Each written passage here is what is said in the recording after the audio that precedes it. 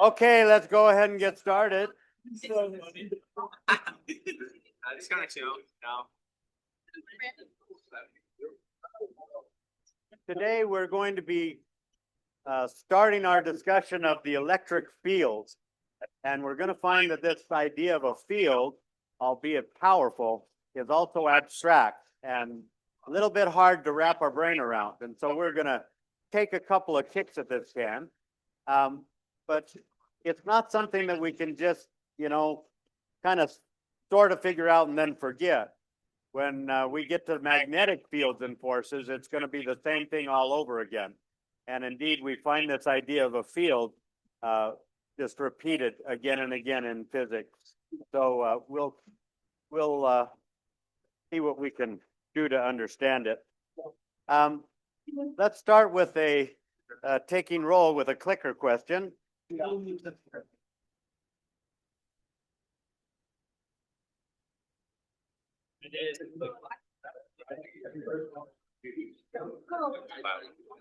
Okay, now you can click.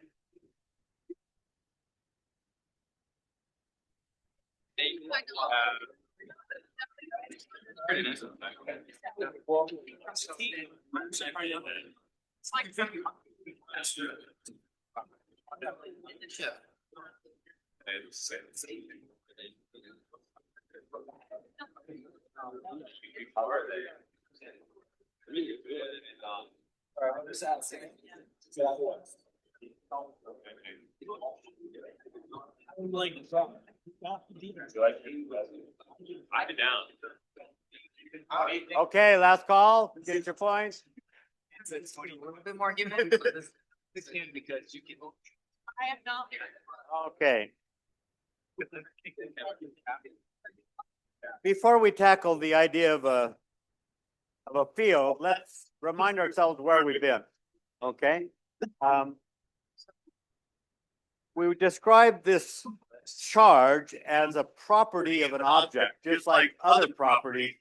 If the object is blue, that's a property. If it's round, that's a property. If it has a mass that I measure to be 2 kilograms, that's a property. And because it has mass, it can exert a gravitational force on all other things that have mass.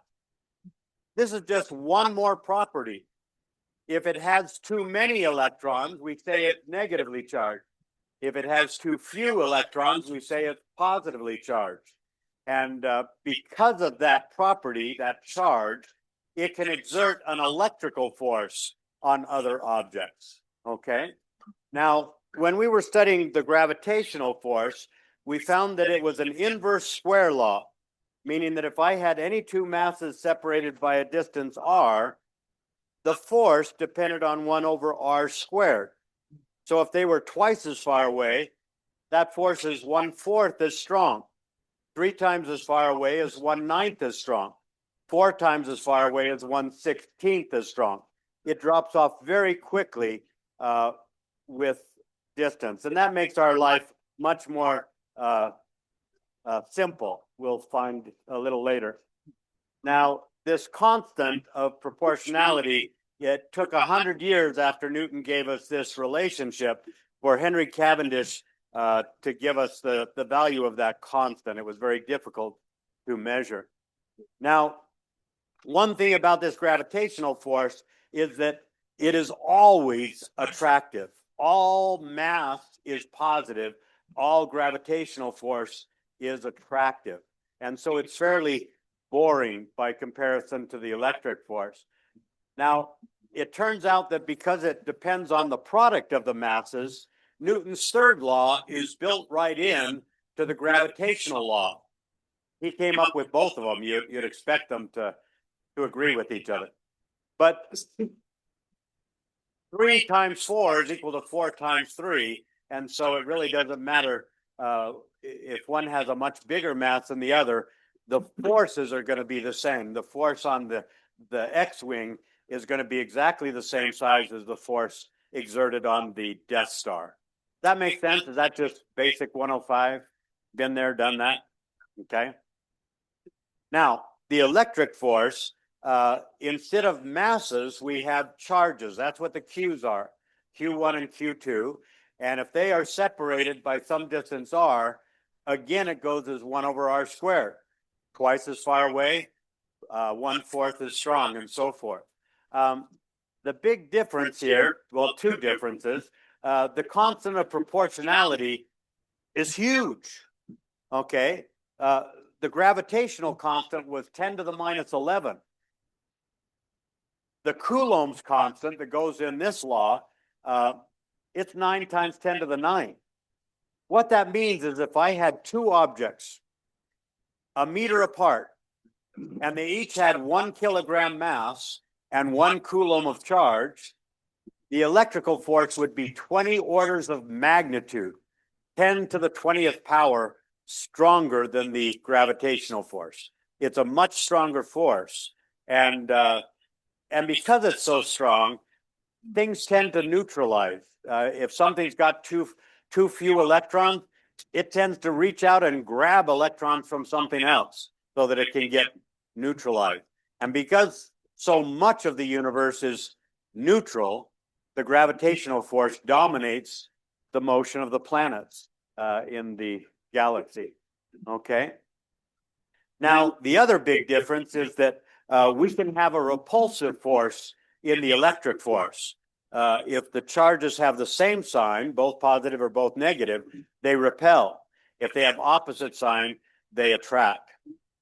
Now, because we have two different flavors of charge, that symmetry that Newton invented the calculus to prove that with gravity you could take all of the mass of the Earth and make believe it was concentrated at the center of the Earth. Well, we found last day that if we had a charge 0 on one of those objects, if one of them were neutral, I didn't get zero force. This equation doesn't work. And that's because the object was getting a charge separation where the positive charge was more prominent on one side of the object and the negative charge was more prominent on the other side of the object. And because one of those sides was closer to the other object, we got an attraction. Now, what that means is that this formula doesn't work for everything. It only works for point charges. And that means that the size of this charge has to be small compared to the distance to the other charge. Now, why is that important? Well, you remember that when we had big objects, if this one was neutral and this one was negative, what I got was I got the electrons moving this way, and that left this side positive and this side negative. Well, this side was attracted, this side was repelled, but because this side was closer, that dominated, the attraction dominated. But if this is small, the distance from the left side of this sphere to that one is pretty much the same as the distance from the right side to that one. So the attraction on the left side and the repulsion on the right side, they're going to cancel. Okay, they're pretty much going to cancel. So this formula would work for small objects, not for big objects. How small is small enough? Well, that depends on this distance here. If we're talking about a charged up hippie van, my wife found a hippie van on Facebook Marketplace. We have a hippie van now, and we've only taken it on 2 vacations, and it's only broken down twice. It was a great deal. Anyway, if that hippie van is charged up, and there's another hippie van in Salt Lake that's charged up, that hippie van is a point source, a point charge, okay? Because the distance between here and Salt Lake is so big compared to that the size of that hippie van. But if you put those 2 hippie vans in the same parking lot, the equation doesn't work. See if your neighbor's on the bus with this review. I don't know why. Get the point, try something else.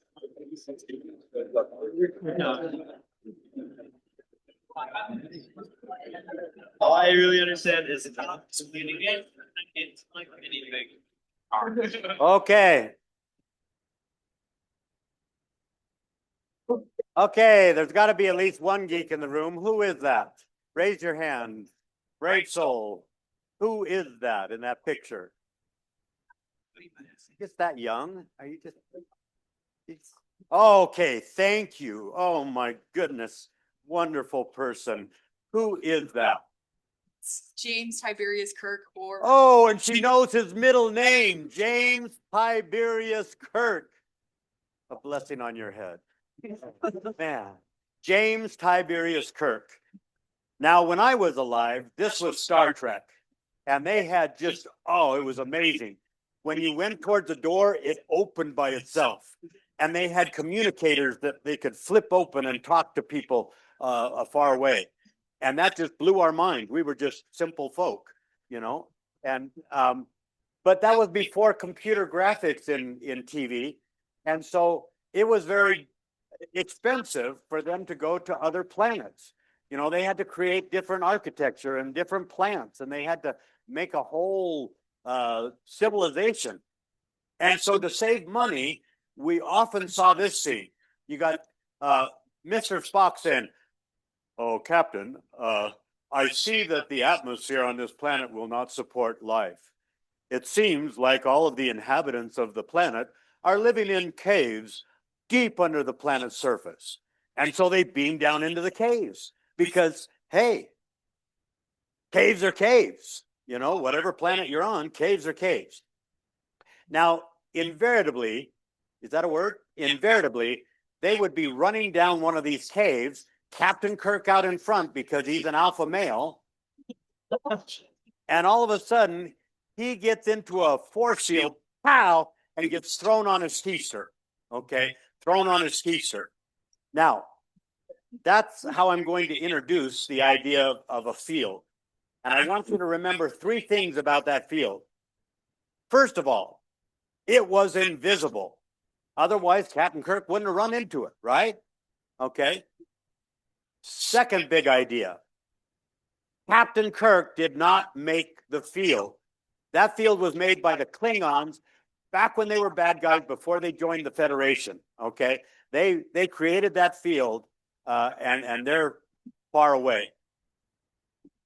Third thing, there was no force on Captain Kirk until we put Captain Kirk in the field. And then the field put the force on Captain Kirk. So the Klingons made the field, and then the field put the force on Captain Kirk. Remember those three things as we go through our discussion today. They'll be important. See if your neighbor knows who Captain Kirk is, has any idea. I just got a history lesson.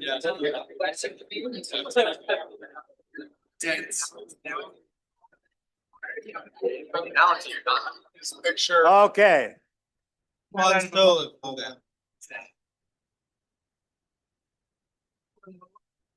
So Back when we were studying the gravitational force, we found that we could find the force between the Earth and the book two different ways.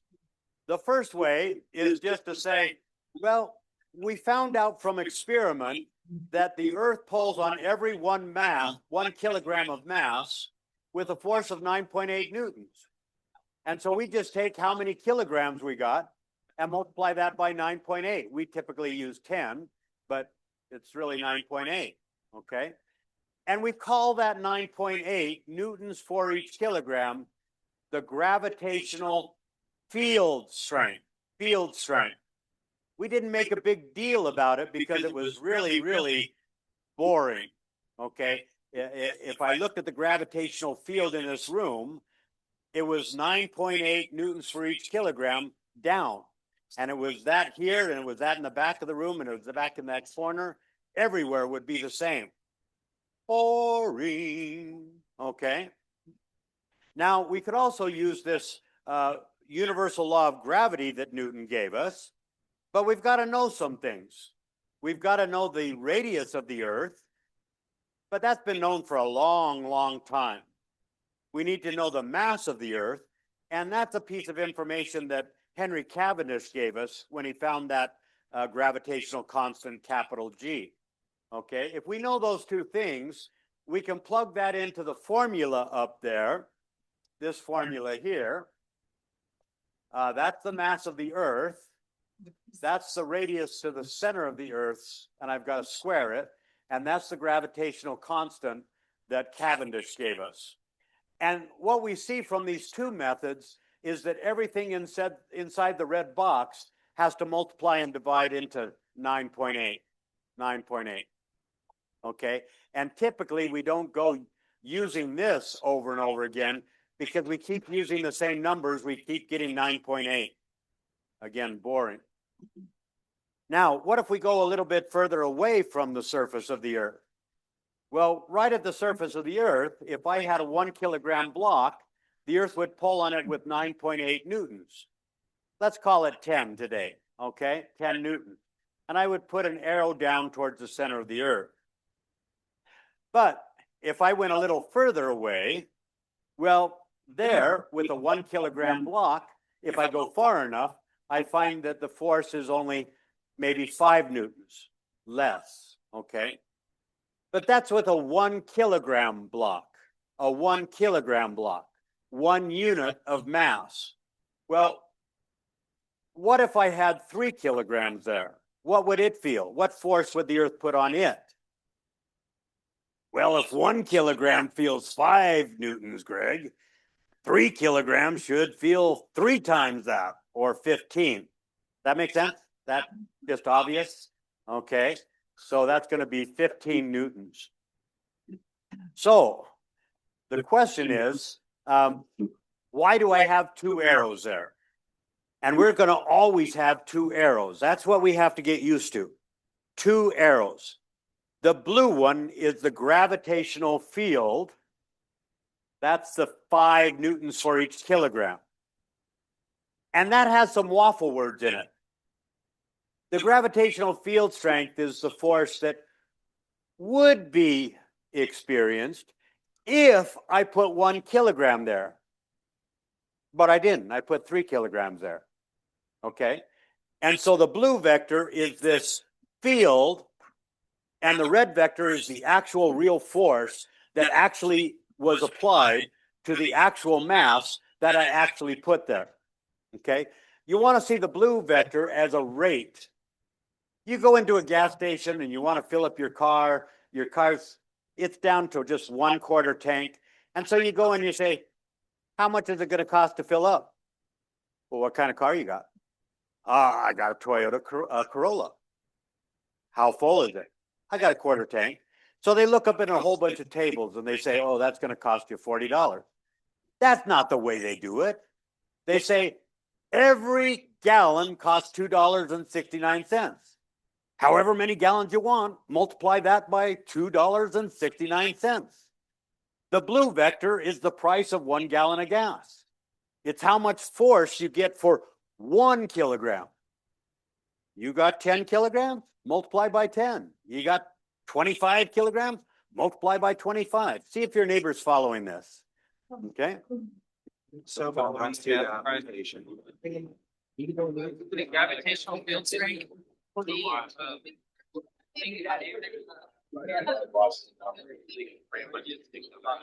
you have Okay, it's out of dinosaurs straight up.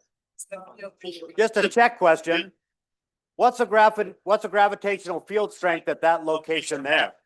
I've only showed you the red vector, the force vector, and we're told that it's 35 Newton, and we put a total of 5 kilograms there.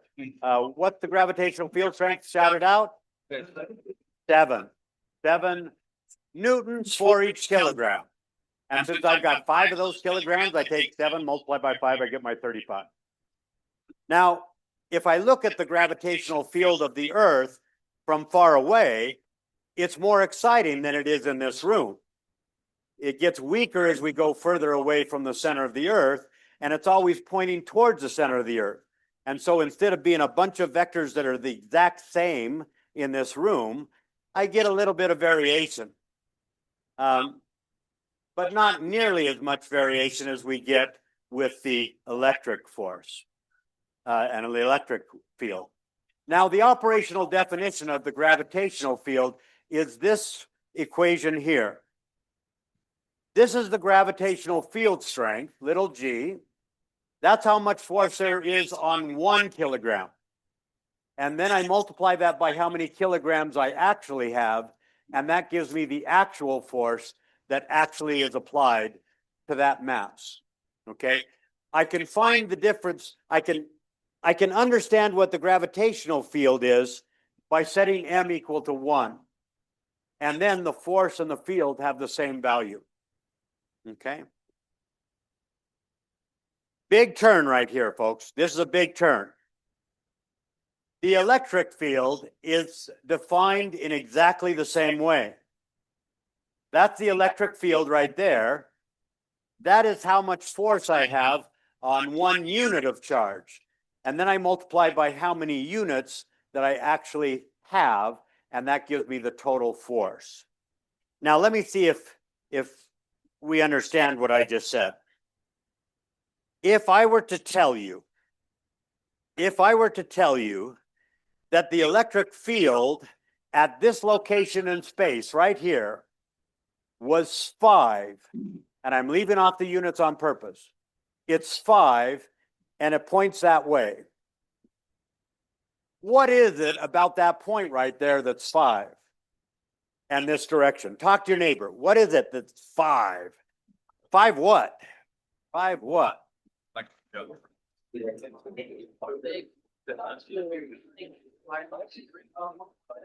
yeah, it's the potential for that.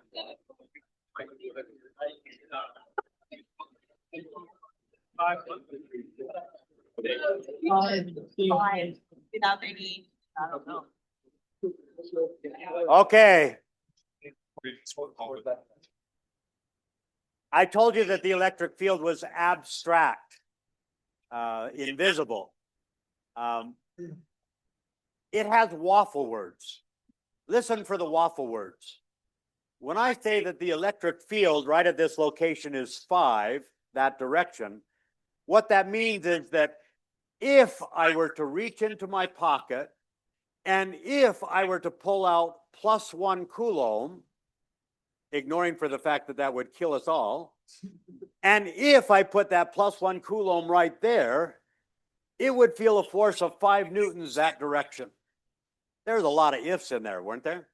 A lot of ifs.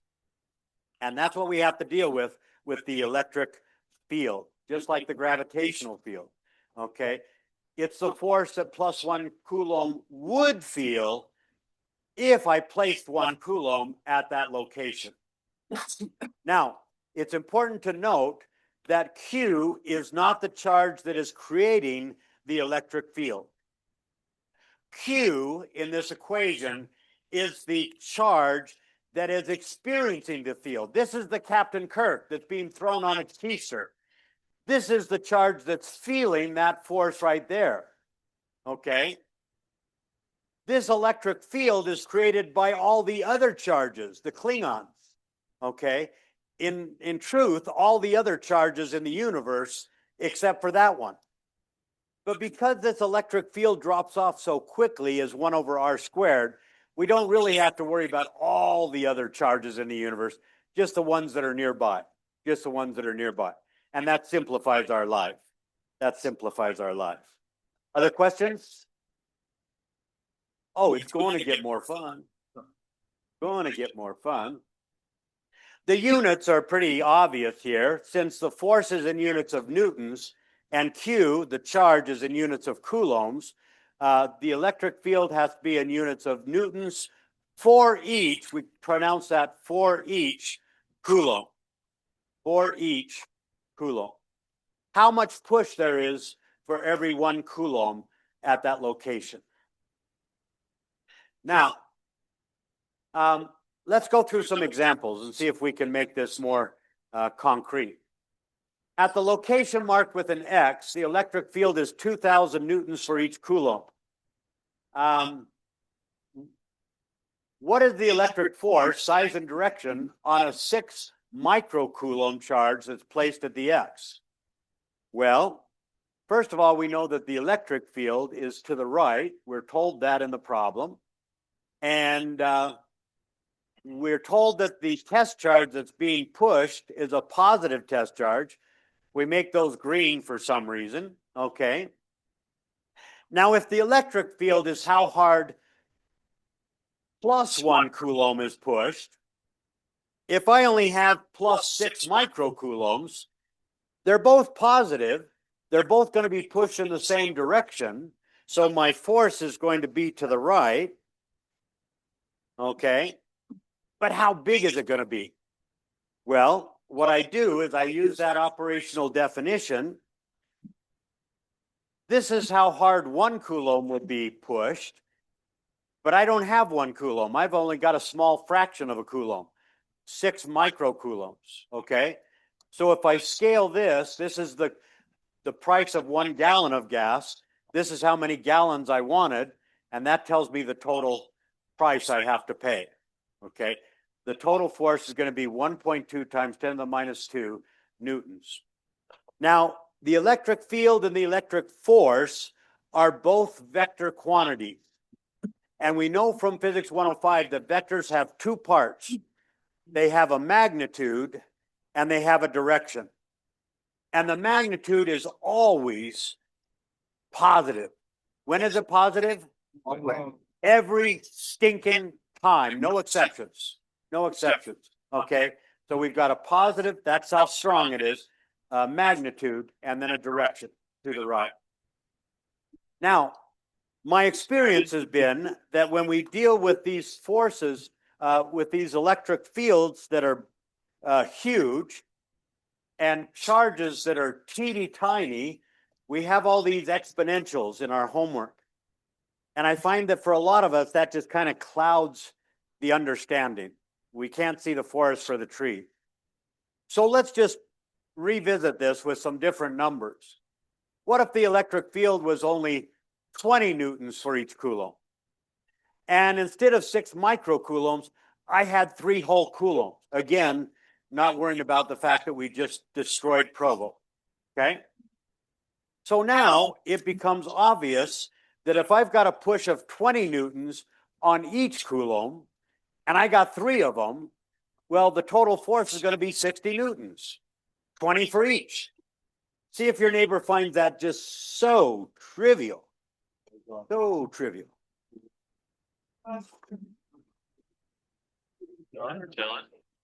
What? Always has to be positive. Why is in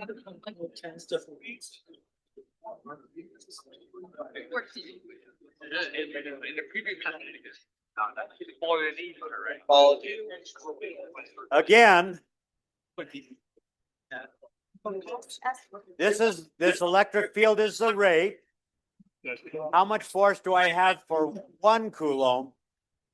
I multiply that by how many coulombs I have, and I get the total force of 60 newtons. Now, what if the charge were the same size, but negative? And this is where things get more complicated for the electric field and force than it is for the gravitational field and force. We've got 2 different flavors, positive charge and negative charge. Well, negative charge I paint purple for no reason whatsoever. Well, we have to remember that this equation, the operational definition for electric field, is a vector equation. And so if the electric field is to the right and the test charge is positive, the force is going to be in the positive right direction, which is right. But if the electric field is to the right, but my test charge, my Captain Kirk, is negative, well, the direction of the force is going to be in the negative right direction. What do we usually call that? Left. Okay. Negative right is left. Okay. And 2 rights don't make a wrong. Wait, 2 wrongs don't make a right. You know what I mean. Questions about this? If the test charge is negative, the blue vector and the red vector will always be in the opposite direction. If the test charge, the Captain Kirk, is positive, the one that's being pushed, the two forces will always be in the same direction, either both in the positive direction or both in the negative direction. Okay? Now, let's go on with our example. The force would be that way. It would still be 60 newtons to, the magnitude would still be 60 newtons, because I still had 20 newtons for each coulomb. I still have 3 coulombs. They just happen to be negative coulombs. So I would have 60 newtons to the left. Now, what if I put my negative charge over there? What would the force be? Tell your neighbor real quick. We don't know. That's. I hope you said, I don't know. I don't know. Okay. And that's what makes the electric field so much richer than the gravitational field. With the gravitational field, I got the same value everywhere in the room. But if I have some charges in here, if this iPad is positive and this clicker is negative and this notebook is negative, I'm going to set up an electric field in this room. And it might be really strong over here. It might be weak over here. It might point this way here, and it might point this way here. It's going to be different everywhere in the room.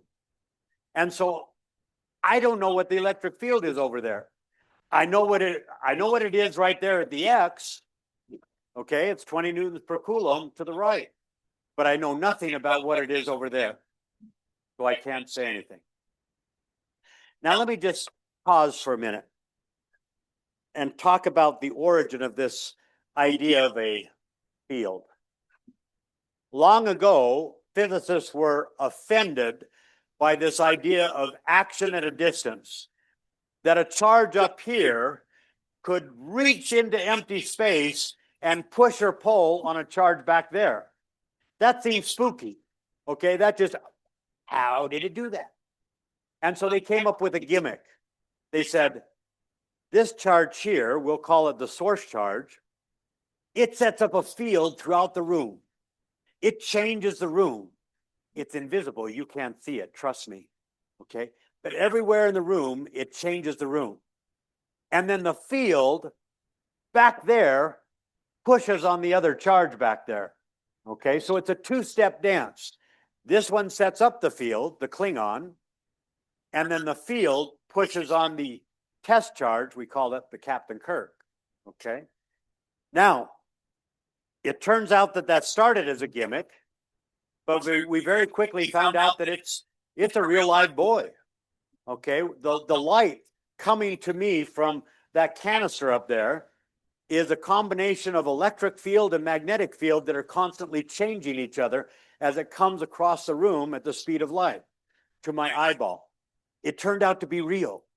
It started out as a mathematical gimmick, and it turned out to be real.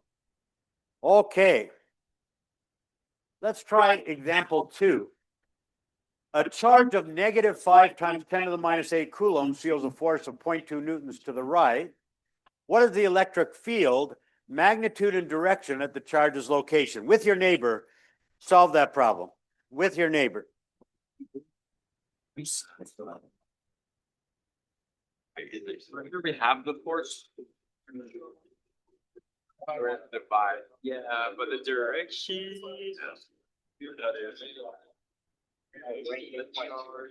It would still be the same. That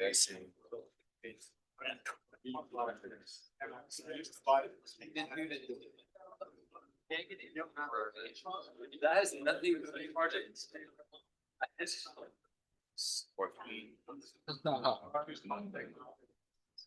Yeah, number sweet.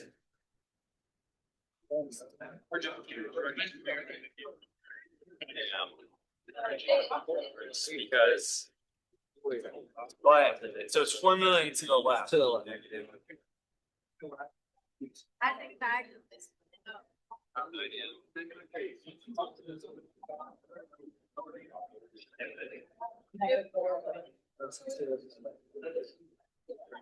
Okay, let's do it together. First of all, There you go, Malin. what direction does the electric field have to point? Left. It's a negative test charge, a negative Captain Kirk, so my electric field has to point to the left, opposite the force, okay? And if I use the operational definition of the field, and I just divide both sides by Q, notice I left out the minus sign in my Q. And that's because I already knew the direction was to the left. I just wanted to know the magnitude. And so I just leave out all the minus signs. Yes, Dean. I did the math and it gave me a negative number anyway. Would that be okay when I have to interpret as So that's another way of doing it. Okay.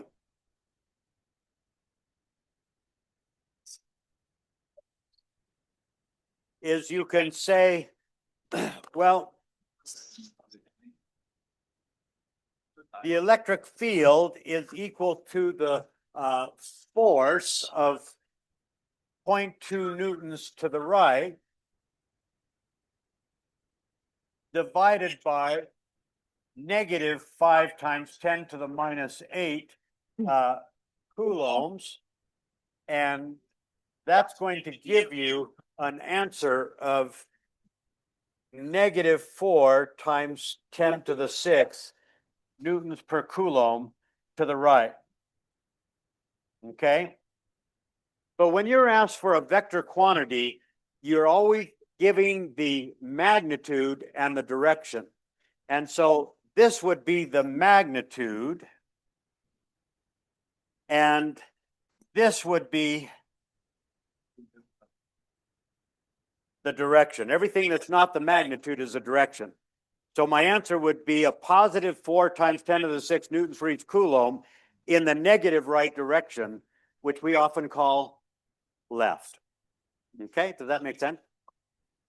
Yeah, you always want a magnitude and a direction where the magnitude is positive. Positive.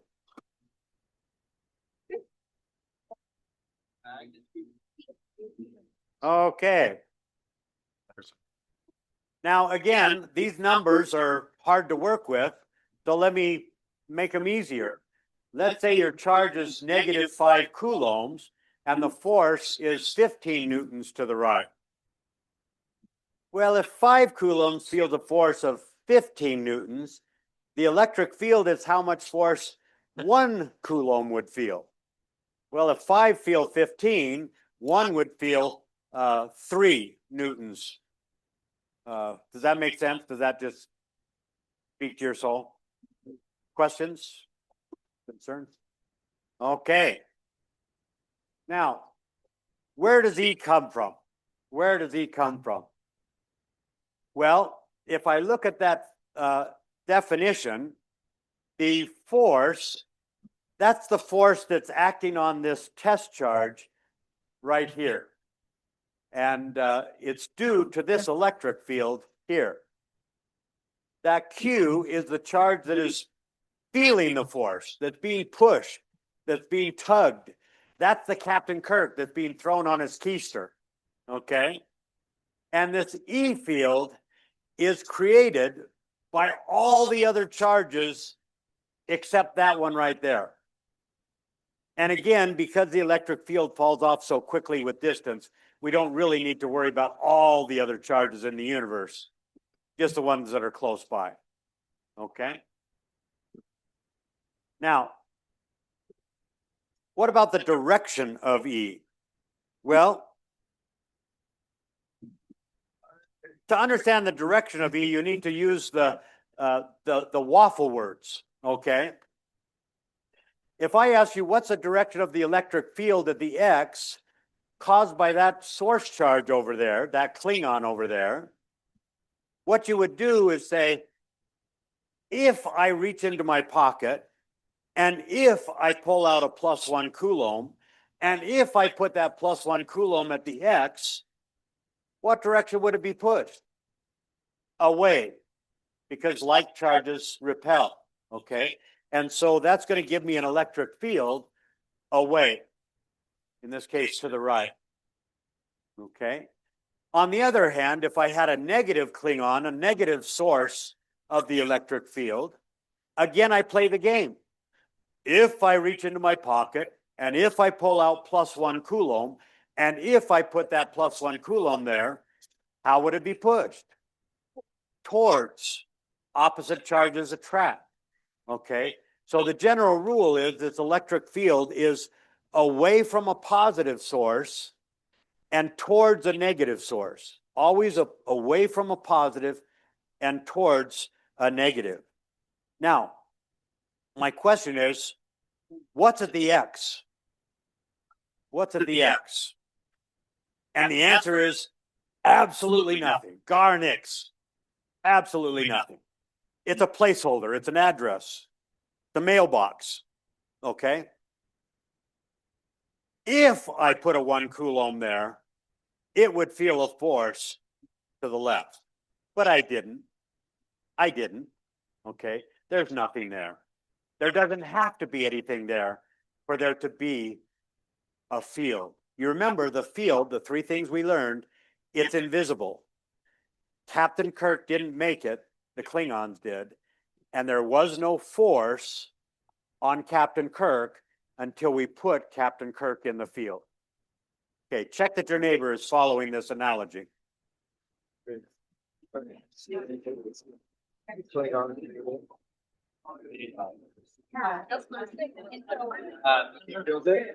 Yeah, I only feel when we put him off. Okay, so that's the direction. Let's talk about how big it is. The size is given by Coulomb's law, where we have the Coulomb's constant, that's K, 9 times 10 to the 9. We have the source charge, the one that's making the field, creating the field, that's the Klingon, divided by r squared, the distance from the source to where we're looking for the field, squared. Now, that's the Coulomb's constant. That'll be on the front page of the exam. Now, let's do this last example. I put a 2.5 microcoulomb at the location shown, and we want to know what the electric field is at a 0.5 centimeters to the right. If I plug into my formula, there's my K, there's my source charge. I have to divide by the distance in meters. So instead of 5, I put 0.05, and I've got to square it. And I get a positive 9 million newtons for each coulomb. What does that plus sign mean? What does that plus sign mean? Tell your neighbor quick. What does the plus sign mean?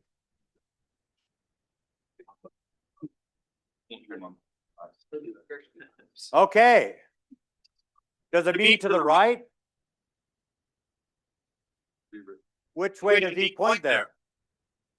It points to the right.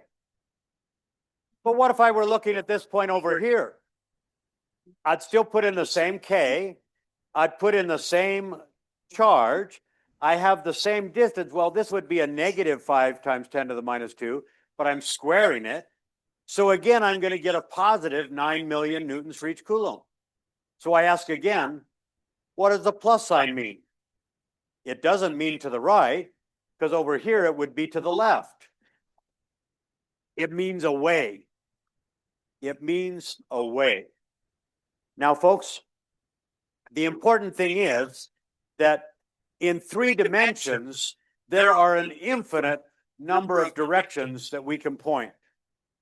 And so calling one of those directions positive leaves us with a whole lot of other directions to name.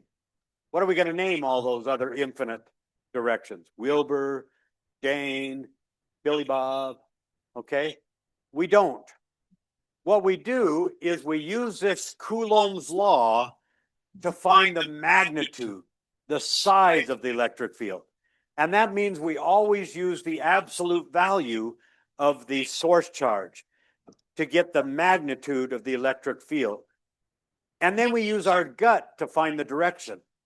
The electric field's away from a positive Klingon, positive source charge, towards a negative Klingon, negative source charge. See if your neighbor understands how to find an electric field. Talk to your neighbor again. As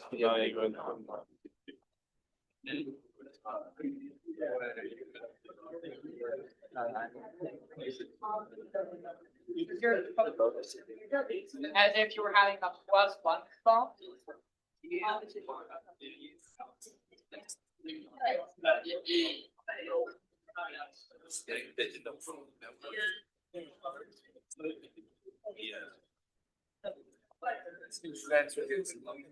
I need helpers. Where are my helpers over here? Go short, she positive. Thank you. Thank you. Okay, helpers over on this side. Thank you. Do this. Another helper over here. Hit me up, Professor.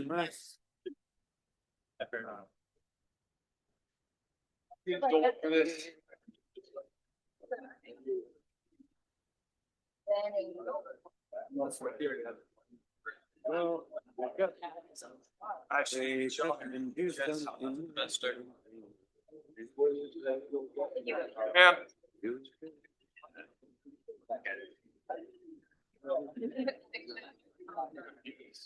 Thank you.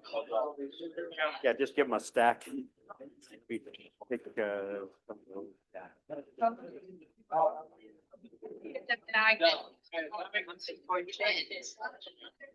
My favorite color. They need some. And Donna was even funny. Want any of them? Right? It doesn't even think so.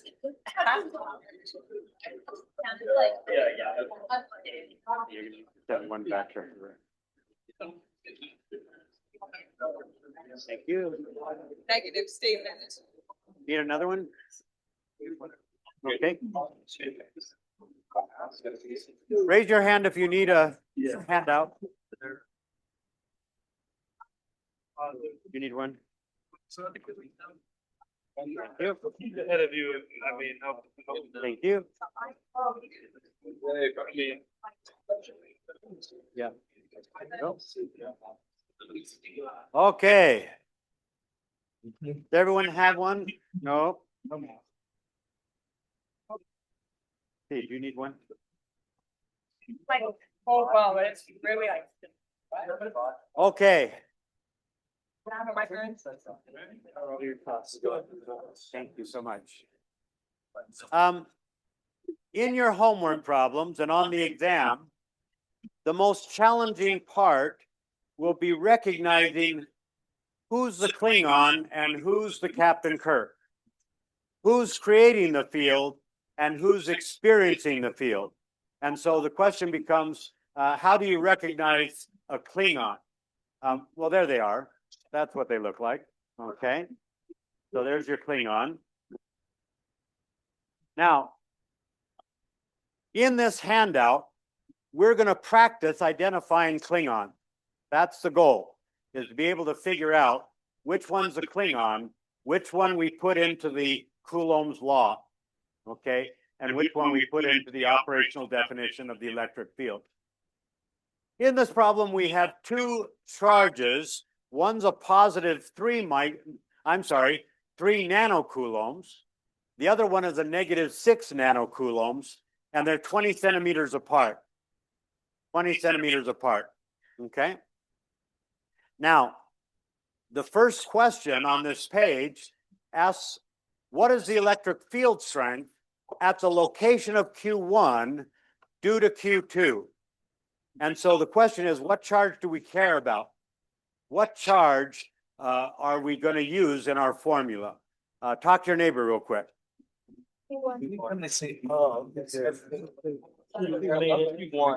that's gonna be the big one. That's what we're his experience. Okay, Klingons. I have a question. How would that change the problem? Not at all. We were asked about the electric field at the location of Q1. Well, it could have just as easily been at the location of the elephant, or we could have put a rhino there, okay? The elephant or Q1 or the rhino are just placeholders, addresses, mailboxes, okay? We don't care what's actually there. We just care where there is, okay? So I can replace the elephant with an X. We're looking for the electric field due to Q2. Be careful with the language. Read it carefully to see what's creating the electric field. It's due to Q2. Q2 is a Klingon making the field. Okay, so I replace that elephant with an X. Again, there's nothing at the X. That's just an address, a mailbox, okay? And then I ask myself, what direction is the electric field going to point due to this negative source? Towards a negative, towards a negative. So it's going to be to the right. Does everyone see why it's to the right? Okay. Again, if you get confused, think about reaching into your pocket, pulling out a +1 Coulomb, putting the +1 Coulomb at the X, and asking how would it be pushed or pulled? It's going to be attracted to that negative charge. Okay. Yes. Oh, that's the definition of the electric field. It's how much force I would have on +1 Coulomb. A unit of charge is +1. Okay, just by definition. Okay, if I use that formula, Coulomb's law, and I plug in, there's my K. Notice I didn't put a minus sign there because I'm just looking for the magnitude. And there's my 20 centimeters, but I got to write it in meters, and I got to square it.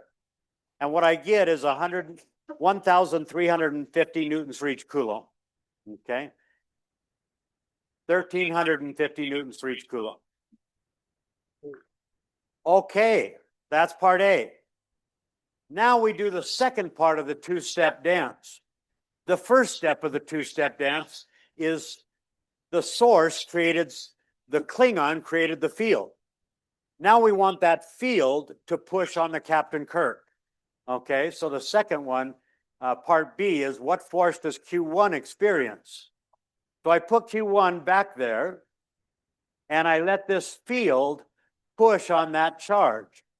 Well, because this is a positive charge, it's going to have a force in the same direction as the field. And I would find the magnitude of that force with the operational definition of the electric field. I just take the electric field, that's how much force there would be on 1 Coulomb, and then I multiply it by how many coulombs I actually have there.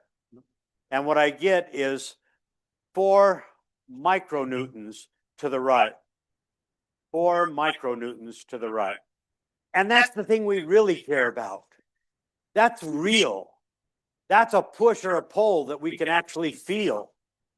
The electric field was just a mechanism of getting that, of finding that. It was the first step of the two-step dance. Okay. Now we go to part C, and we ask, what's the electric field strength at the location of Q2 due to Q1? Well, who's the Klingon now? Shout it out. Q1. Yeah. So that's what makes this so challenging. They can trade off being the Klingon or the Captain Kirk. Okay, if I'm looking for the force on Q1, then Q2 is creating the field. If I'm looking for the force on Q2, Q1 is creating the field. They trade off being the Klingon. Okay, so again, I can replace Q2 with the elephant. Doesn't change the problem. So, again, the wording that you're looking for is due to Q1. Q1 is creating the field. So I replace the elephant with an X. I know that because this is a positive source, my electric field is going to be away from the positive. I plug into that formula, Coulomb's law. There's my K. There's my source charge. There's my distance to the X in meters squared. And I get a value of 675 newtons for each coulomb to the right.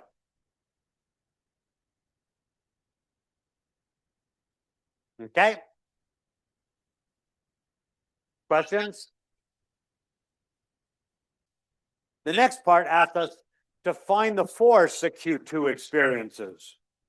Well, I know that it's a negative test charge. Q2 is negative, and so I put it as purple there. Because it's a negative test charge, my force is going to be in the opposite direction of the field. The blue vector and the red vector are in opposite directions.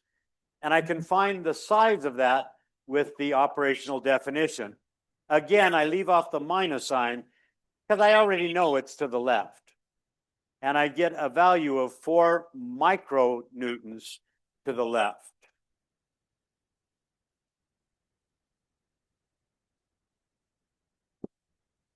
Okay, now let's summarize. Okay, let's summarize. The field on the left is due to Q2 at the location of Q1. The field on the right is the field due to Q1 at the location of Q2. And these are equal and opposite by what law? Oh, come on, people. They're not equal. They're not opposite. They're not equal or opposite. And that's my point. There is no Newton's third law for fields. Newton's third law applies to forces, actual pushes and pulls. And when we found the forces, we found that the force on Q2 was 4 micronewtons to the left, and the force on Q1 was 4 micronewtons to the right. Those are equal and opposite by Newton's third law. Always, always, always, always. Now, if I were to label those forces, like we did in Physics 105, this would be the force by 2 on 1. This would be the force by 1 on 2. They're both electrical forces. And you remember in Physics 105, if the forces were the same flavor, if they were both gravitational forces, if they were both frictional forces, or they were both tension forces, and they had the same indices reversed, those were third law force pairs. Those were equal and opposite always, throughout all time. Throughout all time. Check that your neighbor still believes Newton's third law. Let's do a buddy check. Gonna step. Electrical field goes work.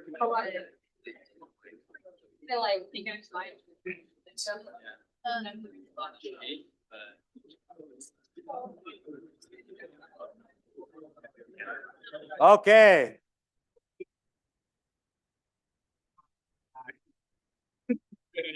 Let's do something different.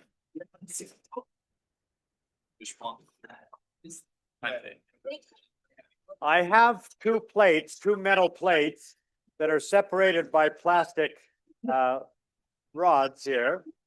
And what I'm going to do is hook the top plate up to the top of this Van de Graaff generator, and the bottom plate will hook up to the base. Now, we need to understand what a Van de Graaff generator does. It's a very simple device. Does anyone have a comb that you comb your hair with? Someone in this room has to have a comb. Oh, that's a brush. Thank you so much for trying. Yes, no one has. Oh, thank you. Bless you. Okay. This Van de Graaff generator is very simple. It's just a rubber band that is on rollers that goes round and round and round. Now, down in this space, we have a comb like this made of metal with very sharp teeth. And we're going to learn next week that near a sharp metal point, we get huge electric fields when there's charge on that point. Huge electric fields. So huge that it's actually going to throw electrons onto that rubber band. Now, the rubber band is rubber. It's an insulator. Those electrons, once they hit the rubber band, are stuck They can't move around to their happy place. They're stuck where they land. And so the rubber band rolls around and brings them up into this ball. And up in that ball, there's a second comb made of metal with sharp points. And that one has electric fields that rip the electrons off of the rubber band and put them on the inside of that dome. Well, I get a bunch of electrons on that dome and they don't want to be next to each other. They want to spread out. So they go to the outside of this ball, this metal ball. And then they say, hey, I can get even further away from those other guys if I go down this wire and get on this top plate, making that top plate negative. Now, where do those electrons come from that we shoot onto the rubber band? Is there an electron store down here? No, we're dragging those electrons off of this bottom plate through this wire and shoving them onto that rubber band. So every time I put an electron on this plate, I'm leaving a naked proton behind on that bottom plate. The top plate gets negative, the bottom plate gets positive. Thank you very much. I appreciate your help. Thank you for your service. Okay. Now, let's leave that aside for a moment. If I went down to Lowe's and bought a big old bucket of positively charged paint, and I painted this floor with positive paint, what would the electric field look like right here due to that floor? What direction would it point? Point with your finger. Up, okay? Now, suppose I went back to Lowe's and I said, hey, give me a bucket of your negatively charged paint, and I paint the ceiling. What direction is the field in this room going to be due to that negative ceiling? Up, okay? So I have, between these plates, I've got an electric field up due to the positive bottom plate and another electric field up due to the negative top plate. So the total electric field in between these plates is up, okay? Up. Now, I've got another set over here, and between these, I've got a ping pong ball that has been painted with metallic paint. So it's like a very light metal ball. And watch what happens. I'm going to get it started.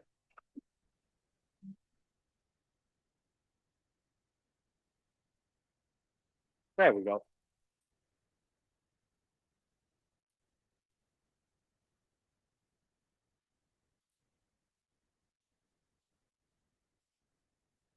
Is that a perpetual motion machine? No or heck no? Yeah, heck no. Yeah. As soon as I turn off the Van de Graaff,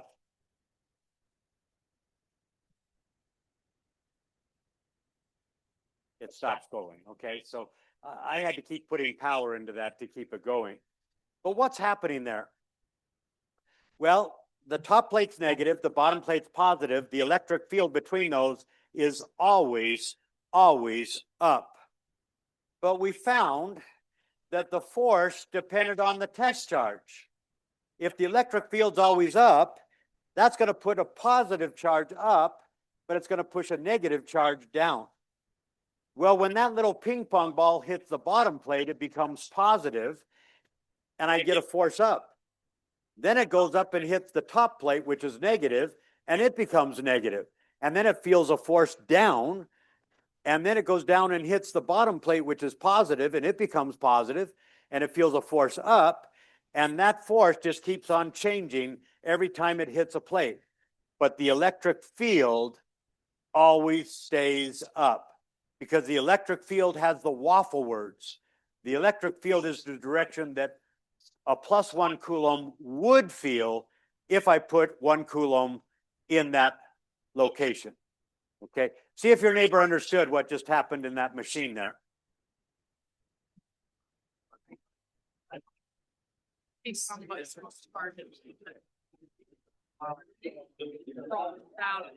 connected. I think it's on. Okay.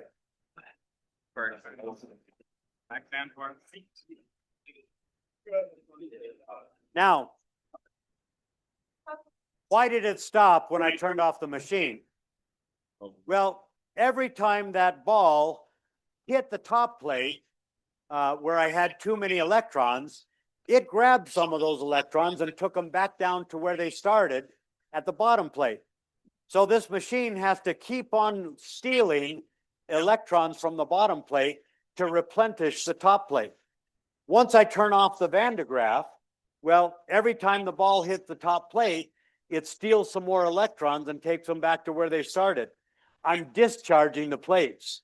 And eventually I get rid of all the charge on the two plates and it stops going up and down like that. Okay. Now, the original Van de Graaff machine made by Professor Van de Graaff at MIT was huge, enormous, several stories tall. And when he retired, they put it onto a barge and took it down the Charles River to the Science Museum that's right there, a couple blocks down from MIT. And you got to go see that. It's amazing.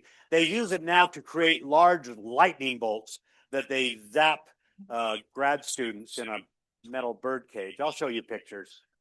Okay. Let's go to part E. What is the electric field at the midpoint halfway between the charges? Well, my equation for electric field only has room for one Q, one charge, one source. But now I got two sources, Q1 and Q2 are giving me an electric field at the midway point. So what I have to do is superposition. What I do is I first of all pretend that Q1 is the only source. I ignore Q2 and I ask, what kind of electric field would I get at the X if Q1 were the only Klingon? And then I pretend that Q1 doesn't exist. And I say, what kind of electric field would I get if Q2 were the only Klingon? Well, it'd be towards the negative, okay? And then I add the two answers together to get the total electric field. I break the problem down into two smaller problems that I can solve, and then I add the answers together as vectors. Well, let's do that. The electric field due to Q1, there's my K, there's my Q source, my 3 nanocoulombs, and now the distance is only 10 centimeters, not 20 centimeters. And I get an answer of 2,700 newtons for each coulomb. And then I do it for Q2, and I've got K, Q2, absolute value. Again, the distance is only 10 centimeters, and I get something that's twice as big because the source is twice as big. And then I add those two together to get the total, And now, once I have that total electric field at the center, we can do the last problem where we bring a third charge, Q3, that's -2 microcoulombs, and we put it there at that center point. Okay, and now we know because it's a negative charge, the force is going to be in the opposite direction of the field. And I can use the operational definition of the electric field to find out how big it is, a value that no one in the room really cares about. Okay? That's how we do the homework. That's our questions on that? Yes. Can you go back to the previous slide? What's that? Can you go back to the previous slide? Yeah. Okay. Yes.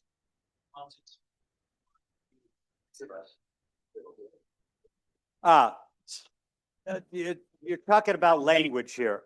Do I subtract them? I would say I add them, but I add them as vectors. And when I add vectors that are in the opposite direction, it's the same as subtracting. Yeah. Was there another question over here? Nope. Can I go back to the Okay. Okay. I got a clicker question for you. We've got two identical positive charges, A and B, and they're arranged as shown. And we're told that the distance to point C from A is twice as far as the distance to point C from B. This distance is twice that distance. They're both positive sources, and we want to know the direction that best represents the electric field at point C. And I'll get you started here. Okay, now you can click. Stronger than more like farther away. It was the portal that was right at it, right? Then the charge. So that's right now.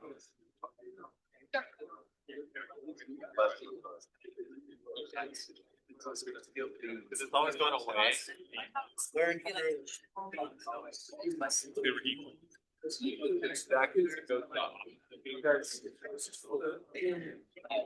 A will have less effect than B will have.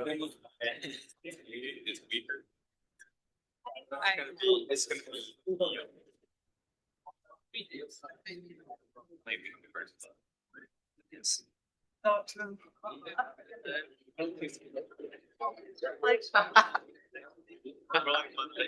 Okay, last call. Get your vote in.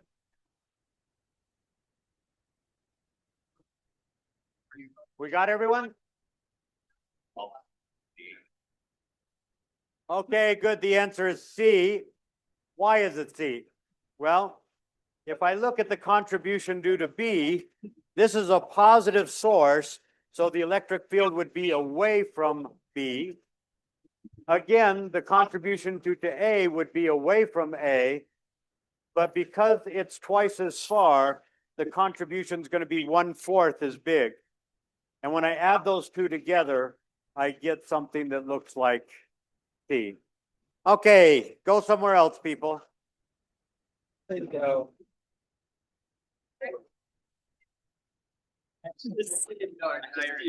You saved me a spot for flag.